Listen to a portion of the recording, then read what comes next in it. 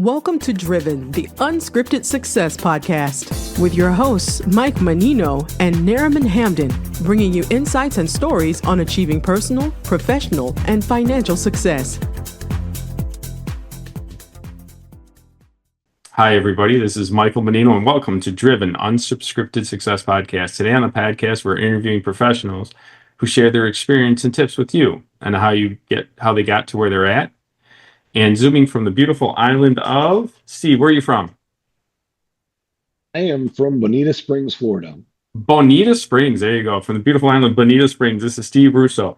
This individual has done a lot in cybersecurity and skip tracing and then background checks. He just told me his last 18 months that on 2 of his companies, he increased them 300%. Welcome to the show, Steve. Thank you. Thanks for having me. Oh, it's a pleasure. Thank you. Do me a favor. I gave a quick intro. Could you tell everybody how you got to where you're at right now? Yeah, sure. I got to where I'm at by having the courage and the strength to take chances. And if you're wanting to succeed more than just earning a paycheck, you have to take some type of chances, some type of risk. Depending on who you are, will depend on how much risk you're willing to take. I had a considerable amount of faith in my own efforts and my knowledge and my capabilities. So I ended up starting a very successful cybersecurity company back in 2012. I drove that to where it needed to be. And when it got up near the net value of about $100 million, then some other people were brought in to help run the company. And then I focused on the other 2 companies that you were just referring to. And my recipe for success is actually fairly simple. We work hard, we play hard, we enjoy doing what we're doing. We pay employees on their performance, not just on an hourly basis. We give them the opportunity to surpass what they may normally be able to earn. And what that does is it drives a higher customer experience because everyone loves working here. And you can hear it over the phone when clients, customers talk to our people that work for us. When they love their jobs, it just helps drive business even more. People like to be around other people that are happy and enjoying what they're doing. Our business is built on honesty. It's built on integrity. It's built on fairness. It's built on another thing that I like to call win-win situations. Because if you create situations either with employees, customers, contractors, vendors, if they are not win-win and one person wins dramatically over the other, it cannot withstand the test of time. And that's not a relationship that will hold up very long. So we build all our relationships on that win-win scenario. And this whole concept of fairness and honesty and all those other things goes down through our entire company and filters down through our customers. And it tends to be contagious and it rubs off and it just tends to make the people around us better. And that's how I've been able to do what I've been able to do. It's you can't do it without your people. So make sure you take care of them well. Yeah, I agree with that wholeheartedly. I like your performance bonuses. That's really helpful for everybody involved. I agree with you wholeheartedly. There's a lot of competition in cybersecurity. What sets you guys apart? What do you do? What are you good at that nobody else does? Quite frankly, protecting data. If you look around, you'll find that hacks are happening exponentially all the time. And it certainly appears that even the federal government has not even been able to stop hacks if you look at some of the breaches that have occurred. So the reality is something else is needed. And when you talk about cyber, you have to bring in the fact that supercomputers are starting to perform exponentially better than they thought they were going to be able to perform. And what that does is it brings the ability to hack the typical security that's being used today that's called encryption. And it used to take 800 or 900 years in order to try and crack one piece of encryption. And I think they're down now maybe as low as a week. And it could even be less because that's what they're telling us. So the reality is, as these quantum systems start beefing up their capability to do mathematical computations, That's what encryption is it's very sophisticated mathematical computations. Well, what we did is we changed the game. We don't use any math in our computations, and we don't use any repeatable algorithms, and our system doesn't work the same way twice. And if you wanted to hack a social security number, for example, with 9 numbers, you'd have to execute 9 completely different hacks and then put them all together, then know what order the numbers go in. So we've pretty much changed the game, and created a product that is absolutely amazing. The government has a certification, which is their highest certification for cyber, called FIPS 140-3. And Eclipsys has navigated that, and we're one of the only 1 or 2, maybe 3 in our area at the most that have that certification in the world. So nice. that's what makes us different. We're pretty special. Nice. I like that you say you don't use numbers. Think about in reference to the old Enigma machine, where the Germans almost won the war using the Enigma that changed the way that things were interpreted. So think of it as a quantum Enigma machine on steroid. That's why nothing can be broken, because there's no math to create it. It's all random. It's a random driven system, and you cannot predict random capability. That's why there is a 1 in an undecillion chance that you can crack one of our encryption protocols. 1 in an undecillion, 36 zeros. That is amazing. That is fantastic. Thank you. Well, congratulations. You cracked the code. Literally. If listening wants to get better at what you do, what would you suggest to them? What tips and tricks would you give them? Are you talking on the cybersecurity side? Let's just say business. Be honest with your people. That's the place I would start with. Mm-hmm. One of the things that I do, and I think is proven to add to our success, is we meet with my key team leaders every 2 weeks. Okay, every Tuesday we have a meeting for an hour, and every department head shares their wins, their trials and tribulations, and they tell what they're working on and what's been going on and where they need help and where things are going well.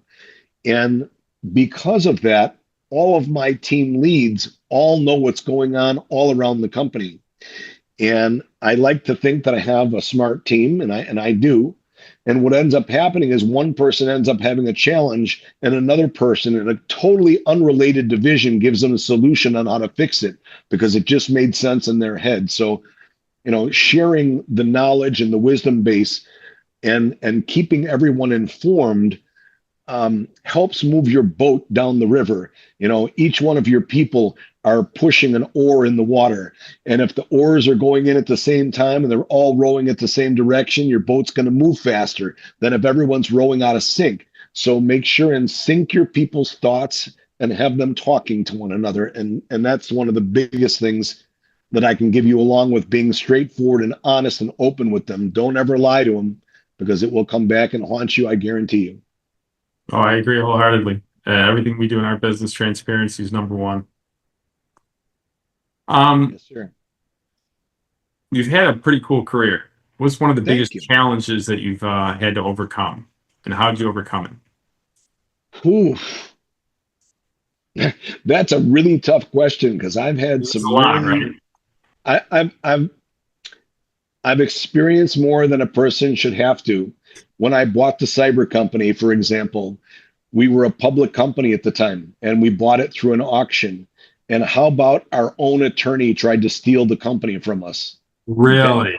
Yeah, he is now no longer has his law degree. But when I came in accidentally and caught him, the only thing that was left in the office was one employee. And when he ran out the door as I was trying to throw him out the window, he handed me the key to the door. And that's what I had. I had no accounts receivable, no payable, no access to bank accounts. I had nothing. So if I had to say what was my biggest challenge, I would have to say that one was it. It was the 17 days of hell, and perseverance and friendship, hard work and honesty is what got me through. Yeah, that sounds like a horrible one. I'm sorry to hear that. I survived, but thank you. Yeah, that's a tough one, my friend. That's a tough one, man. When you're dealing with dishonest people, especially your attorney. Oh wow, that is I don't even know how to put that. And he took It was away all your rough. access to everything. When did he do it? What year did he do it? That was the beginning of 2012. Yeah, so We it were a wasn't. day and a half away from going public on the exchange, and he gave it back to the trustee without even telling us and shut it down. He was trying to shut the company down so there'd be no audit trail. Wow, wow, that's a big Yeah, one. That's one of the biggest ones I've heard so far. So it's kind of yeah, crazy. it was crazy. So yeah, I've got some good stories. We could go on and have a beer or two and talk for a few hours about the stories, but that's probably has to be the number one. That's probably the biggest one I've heard so far in my podcasting career. That is crazy. That. Oh man, your attorney's running out the door with all your information. That is nuts. He tried to hold us hostage and said, "Look, sign this release on everything that I did, and I'll give you access to your bank accounts." Give you that's blackmail basically. No kidding. Okay. You don't say. But Yeah. needless to say, he didn't receive a dime. And it was challenging trying to explain to the bank why they should give me the money that he's the only signer on the account on. Well, yeah. I don't even know what to say. You had to hire an attorney to counteract his law. Where was this at? If you don't mind me, what state? Massachusetts. Ugh. Yeah, that sounds like that's something. Wow. All I can say is wow. Yeah, Uh, yeah. But there's yeah, more for another day. yeah, that's well, we might do another podcast on this. Sounds like things are going pretty well for you and your business, and looking forward to the future. And how wondering how you've created passive income, and what would you suggest? Well, that's a great question. I like it. I have conversations with my key salespeople, and there's a few things that we try to achieve in our businesses. And I would say, and not in any particular order, by the way, but automation is a very important thing. I'm a believer that we should be able to build products or processes that allow systems to make us money while we're sitting on the beach. Yes. And I believe that the products that we sell in general should not be one-hit wonders and should be in the reoccurring revenue category. Mhm. I believe in breaking new ground. I'm a little bit different than some folks because I'm doing some things that others might never even think of doing. I don't know if you are well versed at all in cyber and cryptocurrency or in blockchain, for example. In blockchain today, it's a decentralized network, which is great. But there's no way for people to really tell who is who in the decentralized world. And I am going to be the first that is going to be doing a verification process for people in decentralized Wi-Fi so that people that are decentralized doing business with one another know that person is not a terrorist. They know they've been KYC'd the same way as if they'd have done business with a bank. And that's going to be on the Revolution Network, which is coming out here in a few months. And Awesome. we're going to change the game on some things, and we're going to really turn the tables on some things here.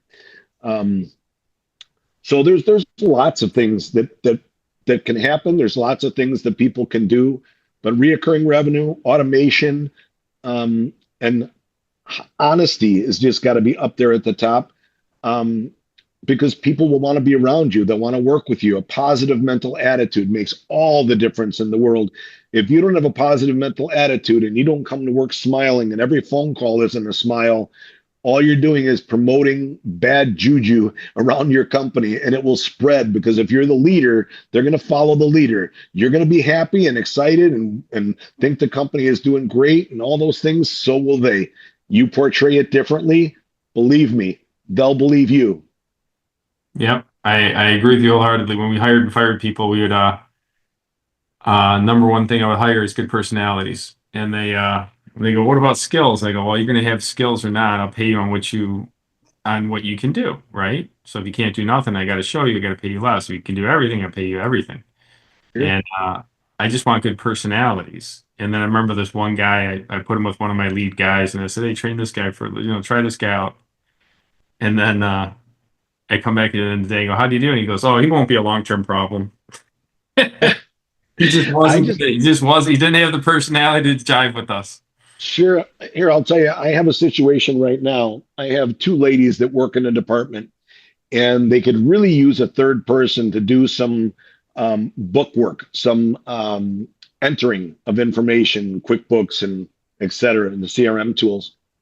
And we had a lady that we thought might fit that bill. Her credentials were fantastic. She'd fit right in that spot, affordable, and all those things. The two girls decided, they didn't tell me this, but because of the personality conflict that they didn't like and think that she would fit in, they agreed to split the work and do it themselves and told me I don't need to hire somebody else. They'll take care of it. That's it. Yeah, that's what I'm saying. Like, and what I would call it is a cancer. If you put someone in Oh, your company that's negative and everybody's positive, the negative is gonna like spread like cancer. And then I just don't allow that. I never allow that. That's a very good point. I like that. And people would rather, do their job happily. Most people would rather work at a job they like and get paid less just because they like the. well, too many employers do not understand that keeping employees happy is not just about the money. As a matter of fact, I would put it at about 40%. It's not that they don't need the money. It's not just about the money. Right. And there are many other ways that you can make employees happy or do things for the employees that aren't even that costly. In our company, I used to have a business partner, and he didn't believe in giving money to the employees or the investors for that matter. And when I came in, the first thing I did is I set up 401k programs, bonus programs, all that.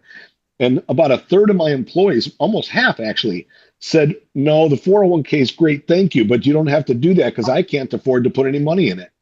And I said, that's okay, because I'm going to put money in it for you. Yeah. And so each one of them, maybe it's $7, $8, $900 a year. In the big picture of my company, that $10,000, $12,000 is pennies because these folks would lay in front of the train track for the company because the company is watching out for them. And that's what I'm trying to say. It's not just about the pay. It's finding ways to make the people feel like they're appreciated, they're cared for, etc. It will take your company light years ahead of where you think it can be just by getting your people on board. I agree wholeheartedly. Yeah, everything That's you my said, biggest advice. 100%. I like that. Here's a question for you. So you've done a lot. You worked for somebody for a period of time. You started your own companies, not just one, two, or three. And if you could go back to your 20s with all the information you had now, what would you do differently and what would you do the same?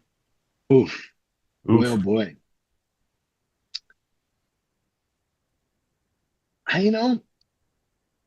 That's strange. I've never really thought of that. That's the first time I really haven't had a great answer to a question in a long time.